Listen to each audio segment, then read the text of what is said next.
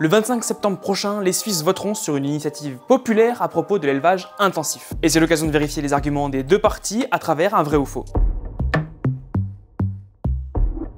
Le texte non à l'élevage intensif est soutenu par des fondations et des organisations comme Greenpeace ou BioSuisse, mais aussi des personnalités politiques de différents bords. Le but, c'est de modifier plusieurs articles de la Constitution et de les rendre obligatoires d'ici 25 ans ou plus. Ils souhaitent notamment fixer des critères par rapport à l'hébergement, à l'accès à l'extérieur, à l'abattage ou encore la taille maximale des troupeaux. Et ils souhaitent aussi notamment respecter les mêmes critères pour les importations animales et pour les importations de produits d'origine animale. Mais alors l'élevage suisse ne serait pas labellisé bien-être animal? Décortiquons ça en chiffres. Pour les opposants, cette initiative elle est inutile parce qu'il souligne que un troupeau de 12 000 poulets de chair en Suisse, c'est certes plus grand que la moyenne en Suisse, mais beaucoup plus petit qu'à l'étranger. Et c'est vrai. D'ailleurs, la moyenne en Suisse en 2016 de poulets de chair, elle était de 7 500 têtes par exploitation. En France, la moyenne elle est plutôt autour de 9 000 têtes par exploitation et même jusqu'à 52 000 au Royaume-Uni. En Suisse, 88% des vaches laitières profitent du programme SRPA qui vise à garantir davantage de sorties en plein air. C'est presque vrai, c'est exactement 86,9% en 2020 selon l'Office fédéral de la statistique.